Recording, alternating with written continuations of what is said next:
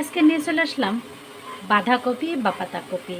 এইটা দিয়ে আমি খাসি চর্বি দিয়ে কীভাবে রান্না করি সেটা আপনাদের সাথে রেসিপি হিসাবে শেয়ার করব। আশা করি ভালো লাগবে।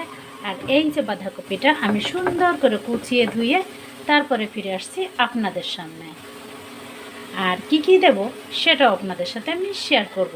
কি কি দিয়ে আজকের এই বাঁধাকপিটার রেসিপি হবে আশা করি ভালো লাগবে, দেখতে থাকুন।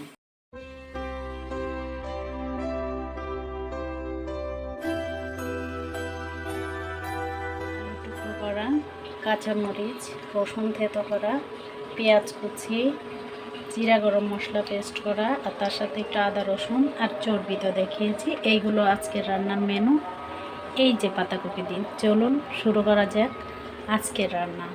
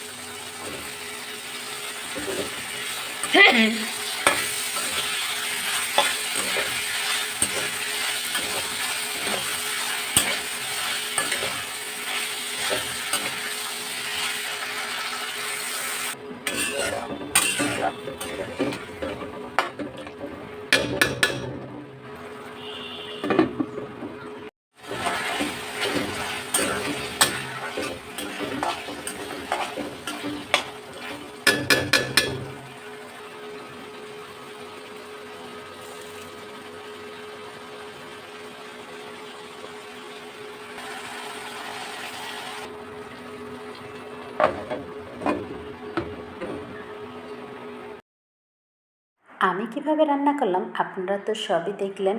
কেমন সহজ, একেবারে সহজ এবং মজাদার একটা রেসিপি। একবার যে খাবে বারবার তার খেতে মন চাইবে। এতটা স্বাদ আর এতটা যে মজা, আপনি অল্প একটু এই তরকারি নিলেই এক প্লেট ভাত খেয়ে উঠবেন, আমি গ্যারান্টি। আমি পাতাকপিটা চর্বি দিয়ে কীভাবে রান্না করলাম অবশ্যই আপনারা খেয়াল করেছেন। ঠিক এইভাবে আপনারা একবার রান্না করে দেখতে পারেন কেমন লাগে। আমার রান্নাটা প্রায় হয়েই এসেছে। এবার আমি এর ভিতরে দিয়ে দেব আগে থাকতে ভেজে রাখা একটু গরম মশলা গুঁড়া। এই গরম মশলা গুঁড়াটা দিলে কিন্তু খেতে আরও মজা লাগে, আর কি যে সুন্দর একটা গন্ধ বেরোয় তা বলার মতো নয়। আমার পাতাকপি ভাজিটা প্রায় হয়ে এসছে, এবার আমি নামিয়ে নেব।